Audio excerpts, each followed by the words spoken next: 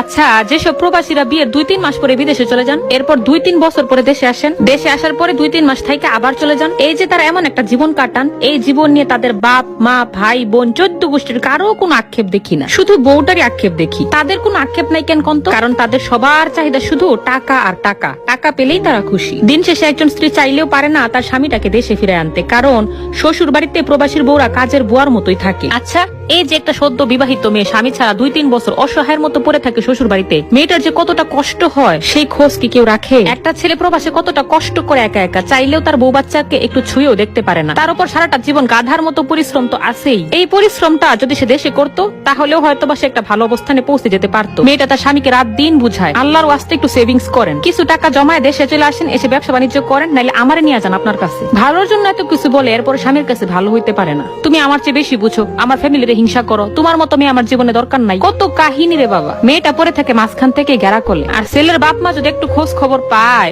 যে মেয়ে তার স্বামীর এত কিছু বুঝায়, তাইলে তো খবরই আছে। ওই মেয়ের কেমনে স্বামীর ঘর ছাড়া করবো সেই চিন্তায় তাদের ঘুম আসে না। আচ্ছা, আমাদের দেশের প্রবাসীরা যে জীবনটা পার করে, এই জীবনটা আদৌ কি কোনো জীবন? আচ্ছা, এগুলোর জন্য কি ছেলের বাবা মা একটু হলেও দায়ী থাকবে না? এই যে তারা ছেলে বিদেশে পাঠায়, মাসে মাসে ছেলের টাকা গুনে, আর ছেলের বোরে গোলামের মতো খাটায়। ছেলে যদি পাসপোর্ট ভিসা কইরা বোর্ডে নিজের কাছে নিয়ে আসতে চায়, তাতেও কত সমস্যা। কেন সে বিদেশে যাইবো? কেন সে স্বামীর কাছে থাকবো? ছেলের বউ হইতেছে একটা অলিখিত কামলা বেডি। ছেলে তো বিয়ে করছে আমাকে কামলা খাটানোর লাগে, সে কেন বিদেশে যাইবো? স্বামীর কাছে থাকবো। আর ছেলেও কেন দেশে আসবো? সে তো প্রতি মাসে টাকা পাঠাইবো, বৈশা বৈশা খামো আর ঘুমামো। এই হইল কি অবস্থা। আমাদের দেশে প্রবাসী বা প্রবাসীর বউদের যে জীবন, এই জীবনটা কোনো জীবন না। আমার কথা হলো প্রবাসে যাক, সমস্যা নাই, গিয়া পরিবারকে চালানোর পাশাপাশি একটা সেভিংস করুক নিজের জন্য, তারপর 7-8 বছর পর দেশে এসে ব্যবসা করুক। আর যদি সেটাও সম্ভব না হয়, বউটার অন্তত নিজের কাছে নিয়ে যাক। আর যদি দুইটার একটাও করতে না পারেন, তাহলে প্রস্তুত থাকেন কিয়ামতের দিনে বউয়ের হক নষ্ট করার কারণে আল্লাহর কাছে জবাবদিহিতার ব্যাপারে।